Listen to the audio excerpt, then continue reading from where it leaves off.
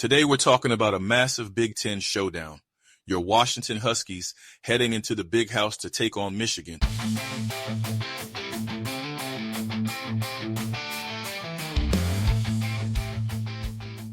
Good afternoon, Dawg fans.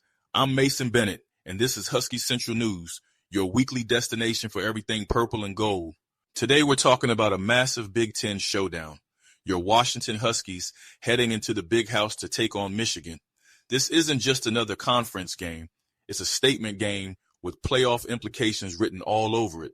Washington comes in at 5-1 and brimming with quiet confidence, yet the only 5-1 team in the Big Ten or SEC that is not currently ranked. Michigan, at 4-2, is searching for answers after a rough outing against USC, where missed tackles and defensive lapses turned into nearly 500 yards allowed. For Washington, this is the perfect opportunity to prove they can travel into one of college football's most hostile environments and come out with a defining win. Let's start with what makes this Husky team so dangerous: balance and precision. Quarterback Demond Williams Jr. has been outstanding. His calm presence, accuracy, and dual threat ability have given Washington an edge in every close game.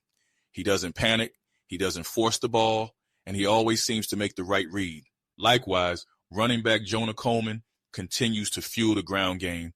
He's been a workhorse both as a runner and as a receiving option out of the backfield. Coleman's ability to turn a simple swing pass into a 15-yard gain could be the difference this week. And don't forget about Denzel Boston, the Huskies' deep ball weapon.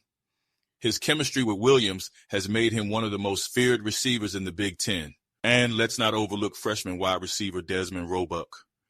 He has been one of Washington's breakout surprises in 2025, emerging as a reliable playmaker alongside veterans like Denzel Boston.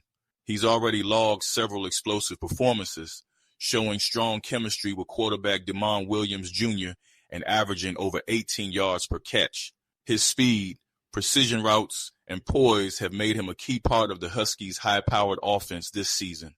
When Boston stretches the field, defenses have to back off, and that opens everything underneath for the younger receivers. Washington averages nearly 470 yards per game, and when they're balanced, they are incredibly hard to stop.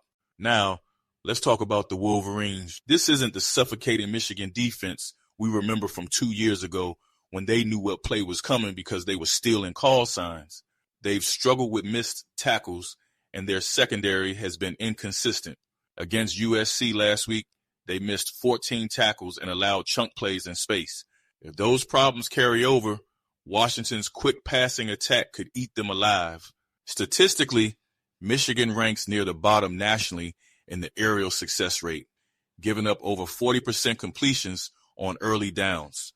That's a big concern heading into this matchup against an accurate, mobile quarterback like Williams. Michigan still has power up front.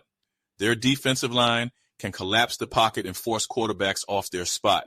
So Washington's offensive line will need to be sharp, short drops, quick reads, and using Coleman as a safety valve.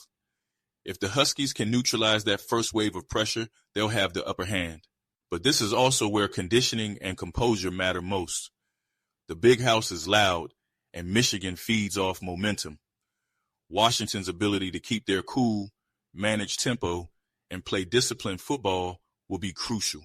Defensively, the Dawgs have to make Michigan one-dimensional. That starts by containing running back Justice Haynes.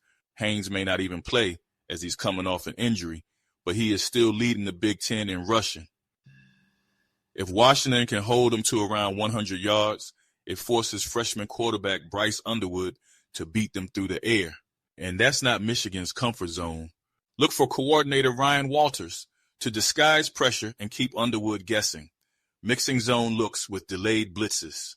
The Huskies don't have to overwhelm, they just have to make Michigan earn every inch. That being said, here are my 5 keys if Washington wants to leave Ann Arbor with the W.